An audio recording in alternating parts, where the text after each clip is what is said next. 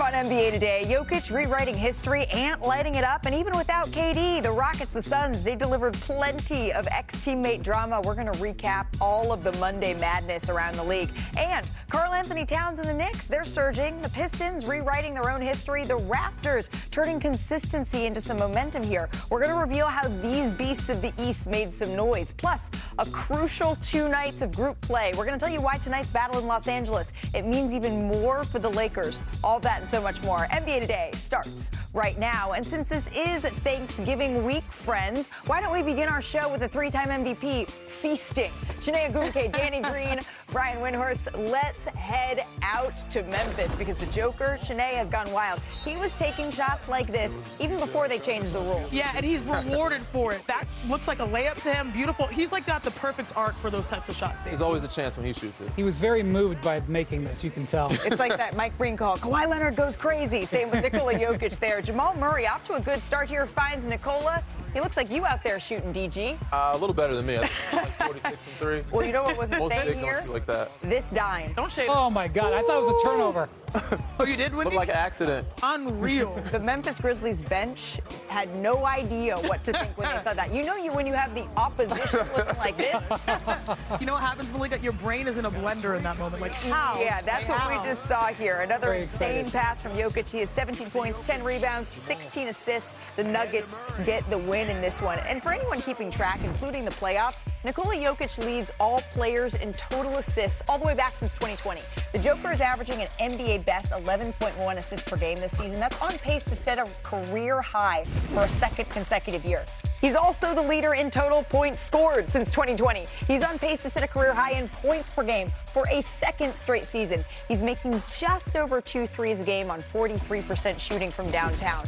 And the Nuggets superstar, he also leads all players in rebounds per game and in steals, all since 2020. So yes, he is on pace to be the first player in NBA history to lead all players in points, in rebounds, in assists, in steals, and blocks for a single decade, Brian. I'm running out of ways to say this. Jokic is seemingly getting even better. I can just pay him a compliment by saying, this is an important game. They're missing 2 starters right now. Yep. Christian Brown and Aaron Gordon are out for an extended period. They're playing a road game, and he dominated by taking 9 shots.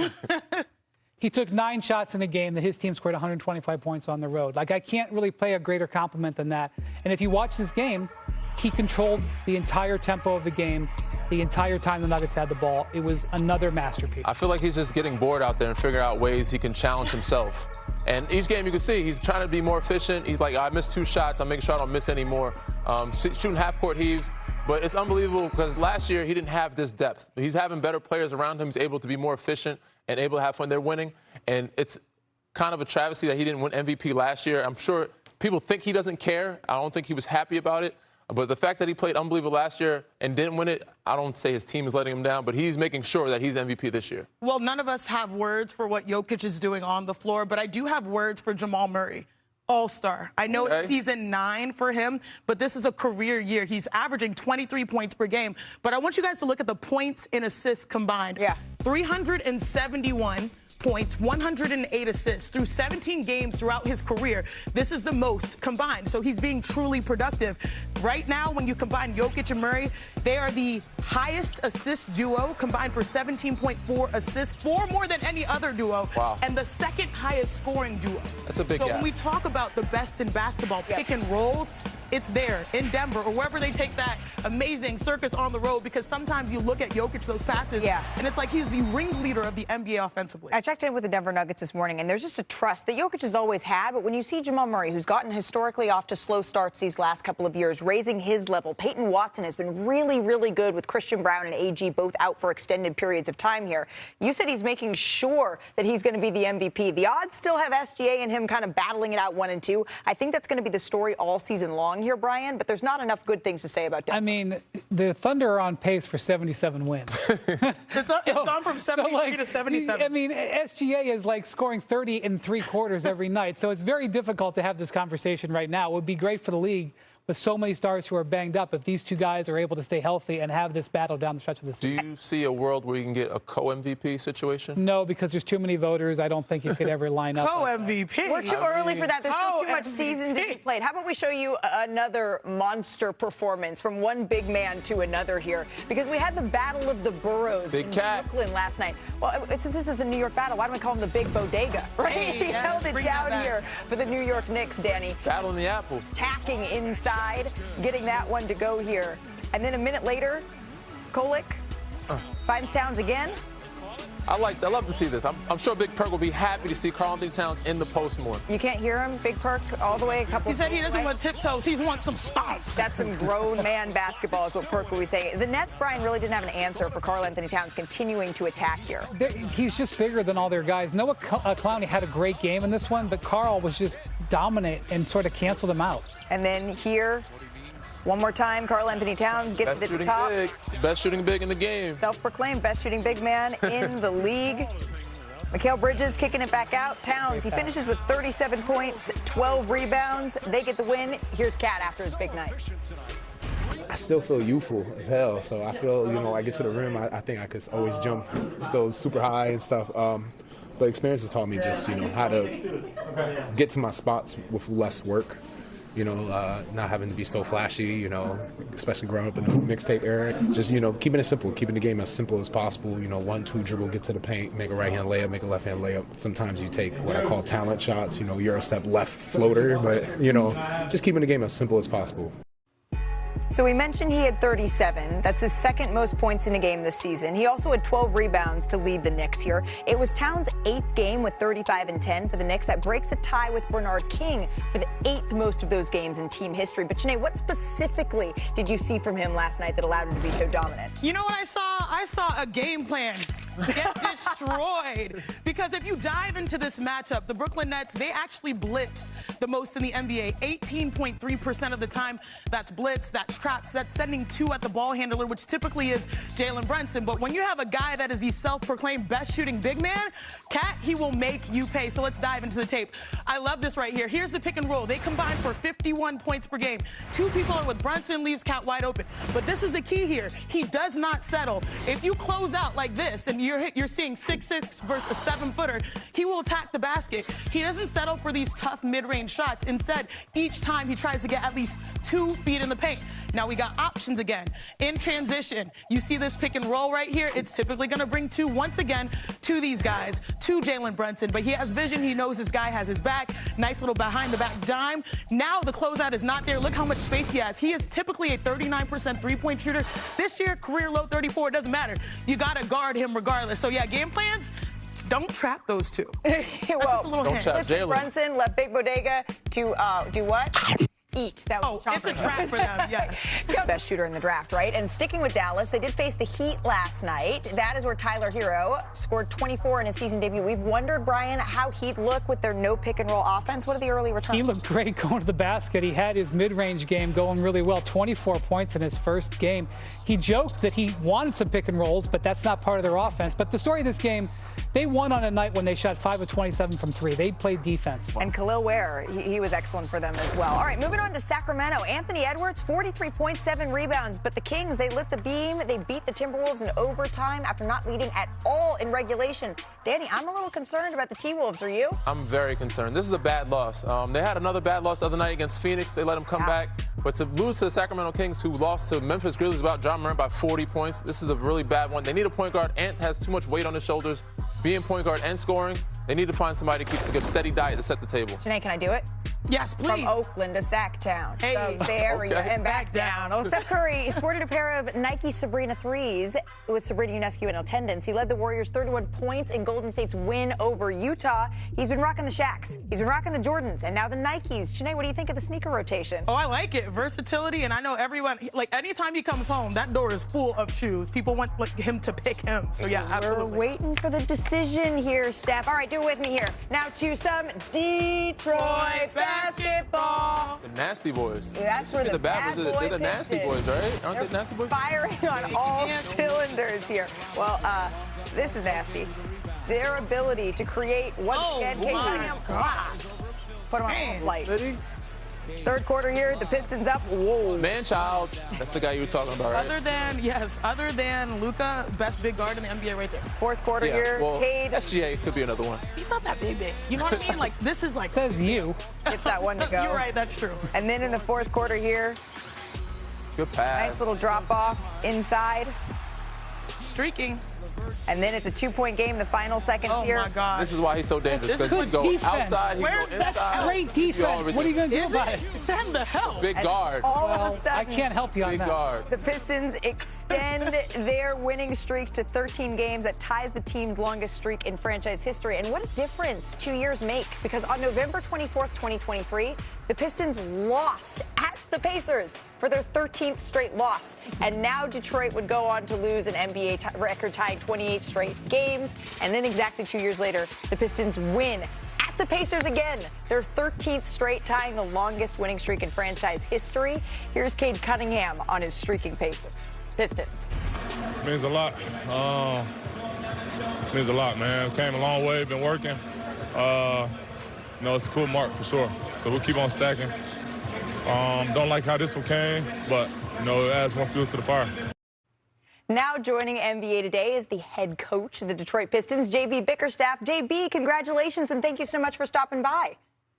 Thank you. Appreciate it. Happy to be here with you guys. You're in the midst of a heck of a run, my friend. You weren't at the helm when your guys lost those 13 straight 2 years ago, but they've told me about how much that's fueled them. We hear them still talk about it. How much do you guys discuss it as maybe a motivating factor? You know what? We don't talk about it anymore, as a group. One of the first things that we did when we got here was we said, for all of us, myself included, no matter where we came from before, no matter what happened to us before, it wasn't going to impact us moving forward. But what I think it did do is it galvanized the group. When you go through something like that, you find a bond and a togetherness. And I think, we're being able to reap the benefits of that, because you see how connected they are, you see how tight they are, and you see they don't want to disappoint each other, and they don't let anybody mess with each other either. No pressure, Coach, but the last time this franchise was on a run like this, it was in 2004. And you know where I'm going with this. That team won a title. How do you instill that kind of belief that that's possible to do it again? I mean, it's in them. Just the makeup of this team and the character. There's no fear. Every night we step on the floor, the guys feel like they can compete hard enough to make it tough in the fourth quarter. And we feel like in the fourth quarter, with the pieces we have and our ability to defend, we can compete and give ourselves a chance and beat anybody. So we just need to make sure that we pay attention and stay in the moment. We're not looking too far down the road. We're trying to hold ourselves to a standard. And we play Detroit Pistons basketball every night. And if we do that, like I said, it's going to be a dogfight. And we believe we'll have a chance at the end. And it's a dogfight that we certainly enjoy watching. I want to ask you about Cade Cunningham, because he came up big for you late again last night. But how has he evolved on the court and off of it as a leader this season? I guess, he's really playing the game in total. He understands how to get his teammates involved early and give them confidence. And then what he's doing in the fourth quarter, is just amazing.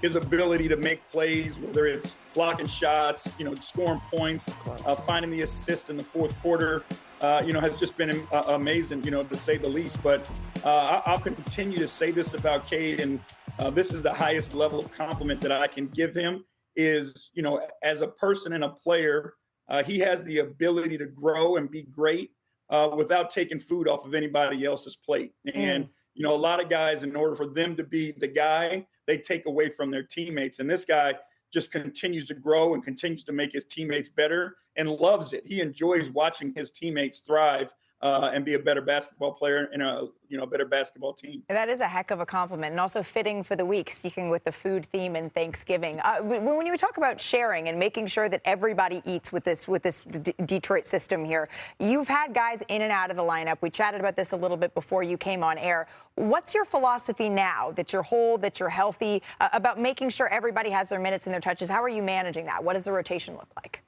Well, we've been playing 12 guys. The first game, we had everybody back. We actually played 13 guys in the first half.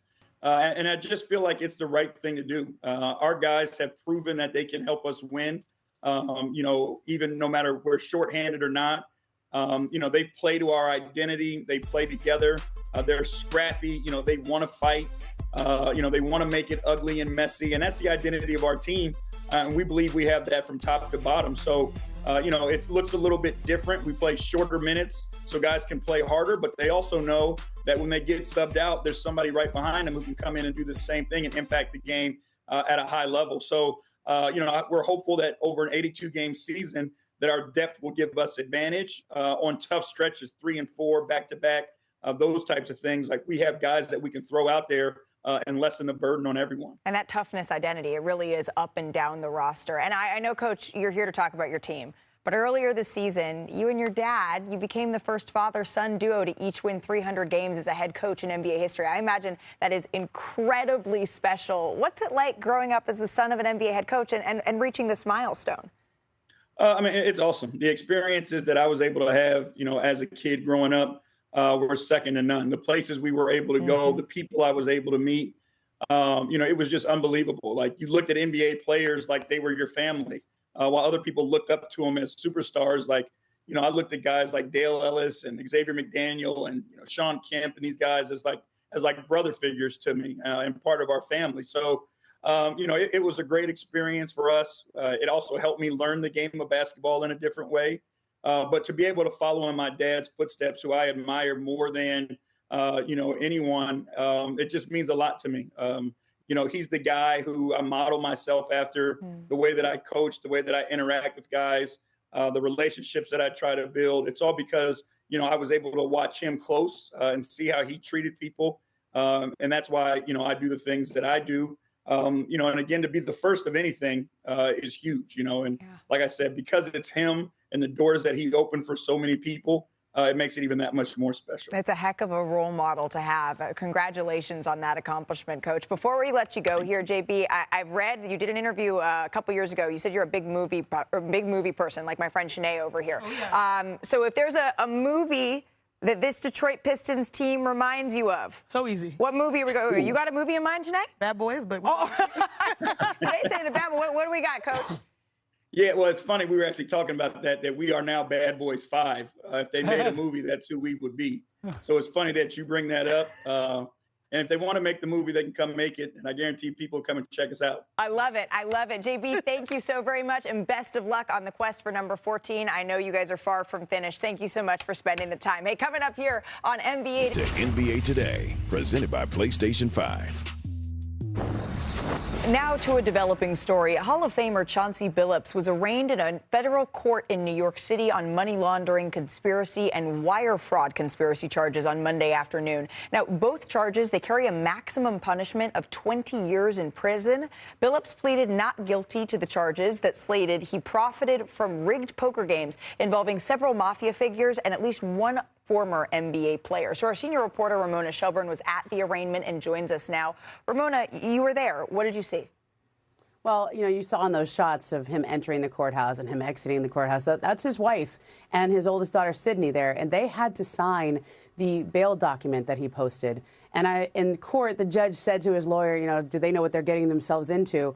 And the lawyer said, yeah, we've talked about it, and they can just show their hand. And the judge said, no, I'm going to read it to them. And so they had to get up in the middle of court and be sworn in and asked questions in court. And I just was struck by how that must have felt as a father and as a husband for your wife and daughter to have to sign these bail documents. There's a lot of personal stuff that is in this. I worked with Chauncey. I knew him as a colleague at ESPN, and we saw each other in the hallway, and he said, hi, Ramona. I mean, it was you're right there. And Damon Jones, a guy he lived with in COVID, a man he's known for years, walked right past him in open court, and they didn't even look at each other because Damon Jones was sitting in the back row. I mean, it was a poignant scene, even though we're at the beginning of a very long process. It certainly sounds like it. You say that this is going to be a long process, something that we could see drawn out here. So what exactly happens now, Ramona? Yeah, the next 3 to 4 months, all the lawyers are going to be sent the discovery in this case. And the prosecutor said in open court they have 1 terabyte of data to share with them. That's phone records, that's bank records, that's text messages, everything that's been seized off of everyone's phones when they were arrested. And so the next conference in this case is not until March 4th. and that's when all 31 defendants are going to appear again as part of a status conference. And one of the lawyers in the case said to the judge, you know, with 1 terabyte of data, I know this case could take years. And the judge said, just so everyone is clear, and he looked at all the defense attorneys and the prosecutors, my intention is not for this case to take years. My intention is to start by September of next year. Okay, so September of next year is when the judge is looking to begin here. I want to bring in our senior NBA insider, Brian Windhorst, as well. Brian, you are one who has talked about how long this process could be. What are you focused in on over the next several weeks and months that you think NBA fans should? I got to tell you, Malika, yesterday, as we were seeing these images, and I was talking to people in the league, it was really sobering, especially when also it came out that Chauncey had a $5 million bail, which is obviously in a federal case, that high of a bail really indicates how serious of a situation this is. There are reasons why you'd have a high bail, some things that you can do with that, but it's extremely a large amount of money, and that just illustrates how serious these charges are. And one of the things that I have gotten is, you know, so many people have so many questions in the league about this, and Ramona has done significant reporting on this, is the severity of this is being come home to so many people in the league who consider Chauncey a friend. And frankly, even Damon Jones, who has more of a complicated past and has his history of falling in and out with star players. He is also very popular amongst many people in the league. And so to see them in this situation, even though we don't know how it's going to conclude, has been very hard for a lot of people in the league. And I think it's important, Brian, to point out that $5 million bail is incredibly high for a case like this. Ramona, thank you so much for your reporting. We know you have to get on a plane. We appreciate you making some time here on NBA Today. You got it. Okay, on the floor last night, Danny, your former squad, looking for 8 straight to 6. Yeah. They hosted the Cavaliers, although the Cavs were a little bit shorthanded, to be fair to Wendy's Cavs corner over here. Brandon Ingram, though, Raptors up early, drives all the way, slam-a-jamma. Take flight. Raptors up 10. Less than 2 minutes left in the third. Raptors up here. Ingram again here, Brian. I mean, he is having a great start to the season, and the Cavs were lethargic on defense, and the Raptors made him pay. I will say, all right, under 5 minutes left in the game, Raptors up here. Donovan Mitchell did play, though, here for the Cavaliers. Drains a 3 here. That's one player that loves a chip on his shoulder. He likes to bring him home. With the next Cavs possession, because things are getting interesting here. Couldn't get that to go. And so here comes 99. Brandon Ingram, dagger. The Raptors go on to win 110-99. Ingram, 37 points, 7 rebounds, 2 assists. And the Raptors, they've looked scary since Halloween. They've won 12 of 13 games. They boast the best defense and the best net efficiency in the Eastern Conference over that span. And they're also taking care of the basketball. 3rd best assist to turnover ratio in the NBA. So here's Brandon Ingram on the streak. I don't think one person in the locker room has talked about the streak. And I don't think Darko will let that creep into our locker room. We take it by the day. We know every day is an opportunity to get better. And we just worry about the next opponent. So, of course, it's a good feeling, but we know we got work to continue to do so we can reach our goal. Well, I appreciate the focus there from Brandon Ingram. But, Danny, did you bring your ring today? You won one with Toronto. I didn't bring it today, but I did one in Toronto. They're looking really good right now. They look great. And I know that Brandon wants to focus on what's coming next, but let's focus on how they've won 10 of their last 13. Yes. 12 of their last 13. Obviously, they've been playing really hard, but offensively, they jumped from 26 to 6 from last year. It's a big jump. And defensively, they also up their pressure. They're 4th in deflections in the league and 3rd in defensive, like, full court pressure. So they've done that. They're just playing really hard and setting the tone. But it also starts offensively. There's no R.J. Barrett tonight, so focus is Brandon Ingram. Fake pin down on the weak side. He comes off the counter. Is come off the pin down on the strong side. Because he's so tall, Lonzo Ball, he's my height, 6'6", but he's too small. Brandon Ingram, 6'9", 7'3" wingspan. Get to my spot. I don't see you. So, again, he gets a switch right here, quick, sets the screen, gets his man on the island. This is Naquan Tomlin. He's 6'8".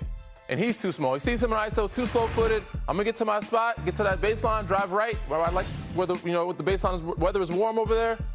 Naquan Tomlin, you're too small. I don't see you. Fade away. Brandon Ingram, he's a mid-range master. He's obviously extended his range to 3 this year, which has made him more dynamic. But when he gets his spots and gets his bumps, those little guys, they can't guard him. He's just too dynamic. What you're saying is there's only a matter of time before we're going to see VI hitting the guys. They're too small. Even 6'8" guys, they're too small. All right, well, let's go now for a little 3-course meal. What do you say he's eating? Let's do it, too, because we have some of the best plays from last night. The big 3 here, starting with Amen Thompson. Love this because there was a little bit of a reunion yesterday for a number of players. Let's go! Yeah. Double pump. love how he just trusting his game and being effective. He had a couple finishes like that last night. Yeah, I mean, like, that's almost every night, though. Yeah. Something Coming in at number 2, how about Ochai Agbaji here? Okay, young fella. Making the show, getting the ball at half court. Oh! Off the wrong foot? I did not see him finishing Looked like that way. Right? Neither did Tyrese Proctor. Dunked that by accident?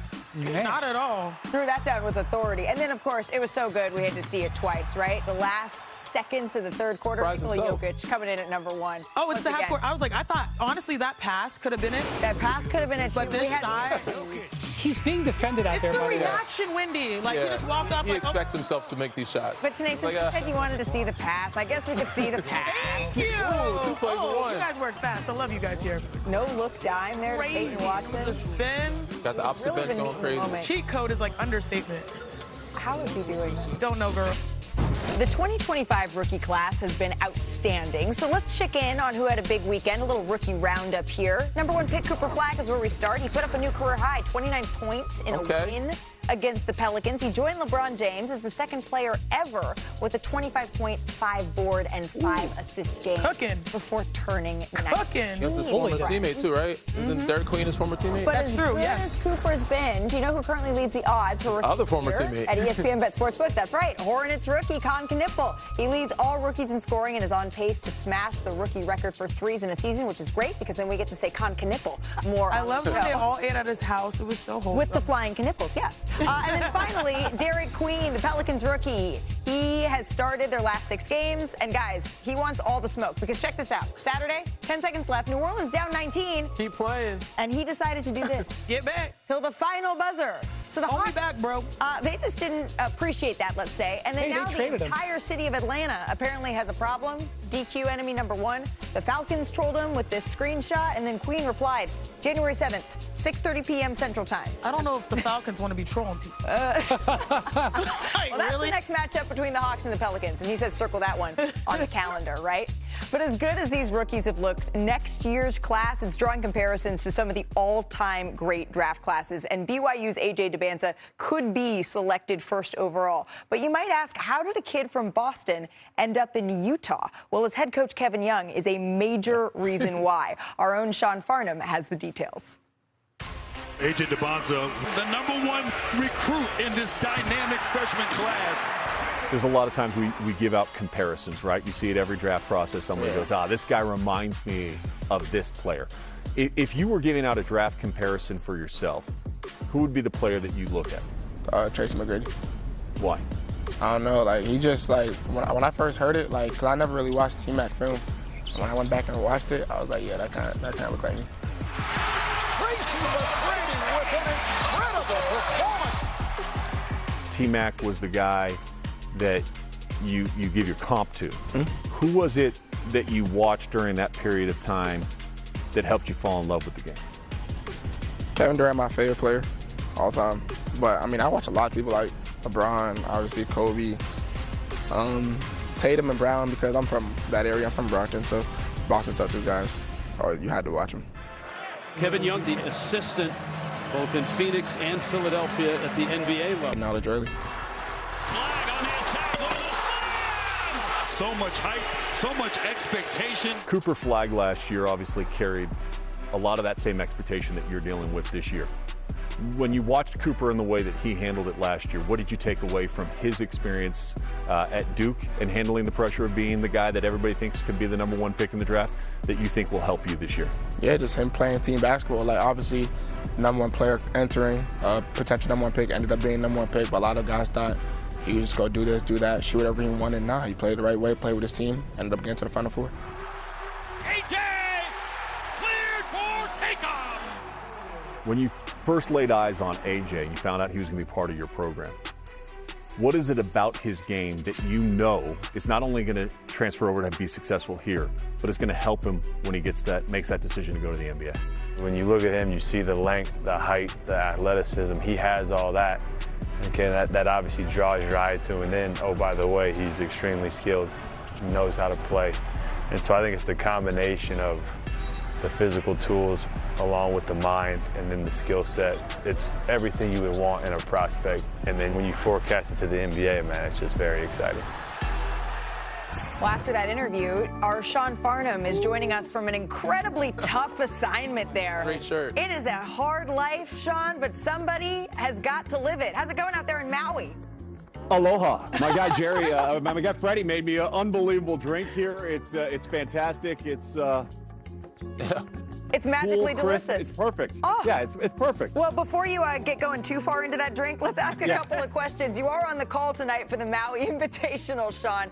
But we just thank you so much for that interview with AJ. Most of the early mocks have him as the number 2 pick in the 2026 draft. Some have him as the number 1 pick. Where do you see him? I think he's number 1. I think his versatility and positional size is something that transfers over so well. Obviously, you see the athleticism.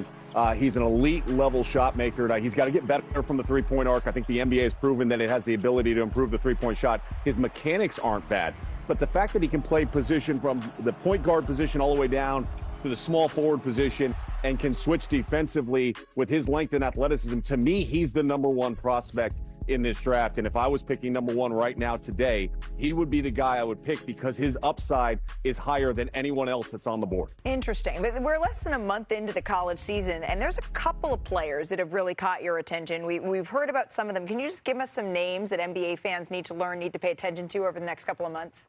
Sure. I think we talk about this class, and Malika, you mentioned it off the top. It's a deep, deep freshman class. And Kingston Flemings is one of those guys I think you're going to start paying a lot more attention to from Houston. He has been outstanding so far for Kelvin Sampson. You know, if you're coming out of a Houston program, you've got toughness, you have the ability to defend. He's shown the ability to lead at that guard position, done an outstanding job distributing the basketball. His efficiency from the field has been extremely high.